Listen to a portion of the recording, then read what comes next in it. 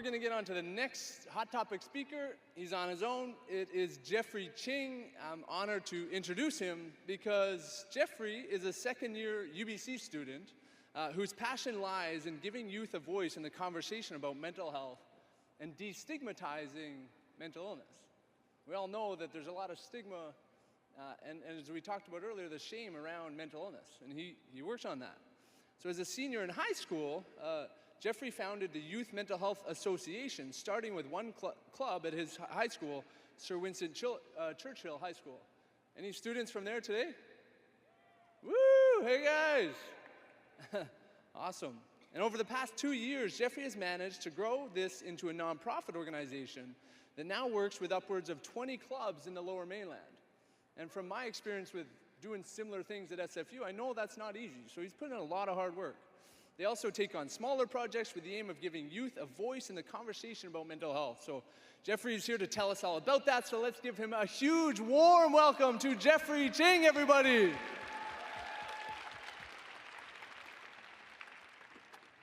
Thank you. Nice to see you all today, and it's really cold here.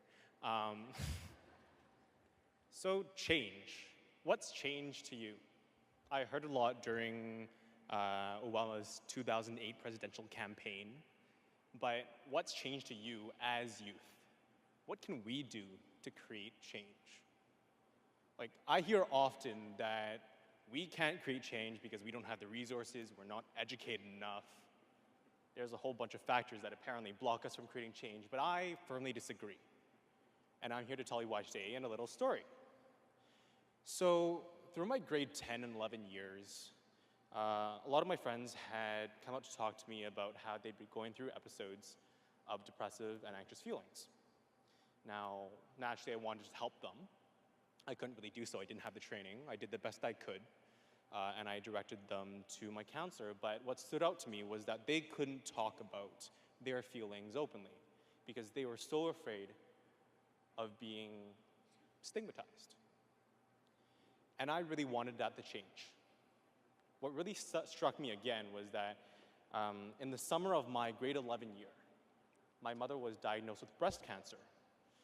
And she had the greatest of physical care. She went through chemotherapy, she went through a mastectomy, and she's now cancer-free. But throughout the whole process of treatment, there was little to no regard for her mental health, despite the fact that our healthcare system purports to have a holistic sense. That means it takes care of both mental and physical health.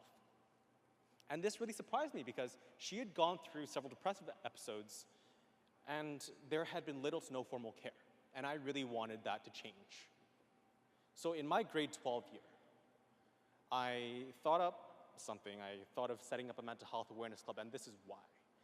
I thought that we as youth may not have resources, but it doesn't matter because we as youth are a tight community. We are the future of our society because we're going to grow up and become adults. That's inevitable. But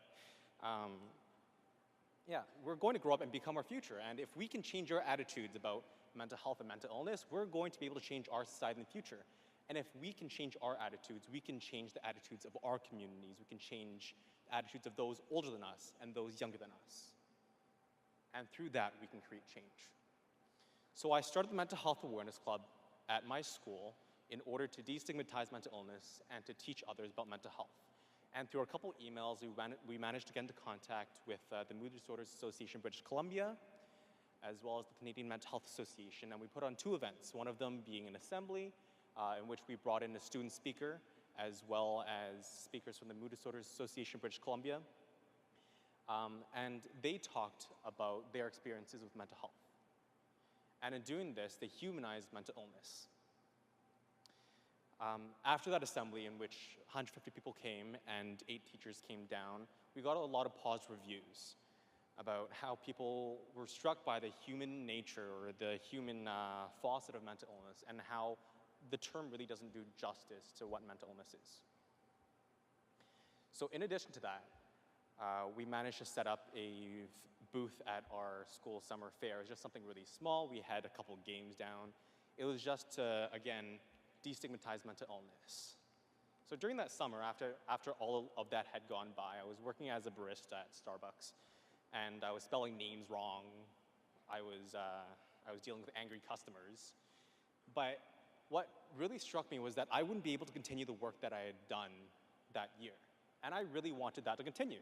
So I worked with 8 students, 8 friends who I knew from different high schools all over the Lower Mainland, and we managed to set up clubs throughout those 8 schools, again, with the purpose of destigmatizing mental illness and making sure that mental health is taught about more often in schools. So fast forward a few years later, 2 years actually, just 2 years. We've managed to grow our little association of 8 schools into a nonprofit titled the Youth Mental Health Association. And what we do is, our main project is the Mental Health Network. So we aim to bring together clubs from all of the Lower Mainland in UBC and different secondary schools. And we hope to work with those schools to share ideas, to create a community of youth which can change the future of how mental health and mental illness are viewed. And in doing so, hopefully we can create change. And that's just one of the projects that we do. We also provide these youth with help in terms of designing projects, and we also work with larger organizations to try to create change in different manners.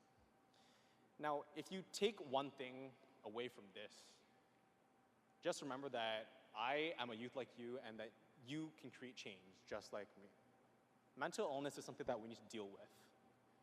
And there's nothing stopping you from creating change like I have so far.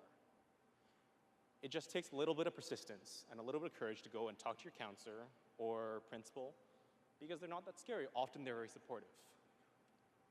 And that change for our future will come from you, because we as youth are the future of society. Thank you.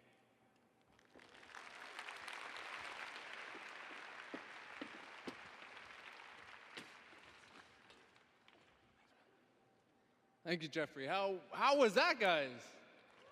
Yeah.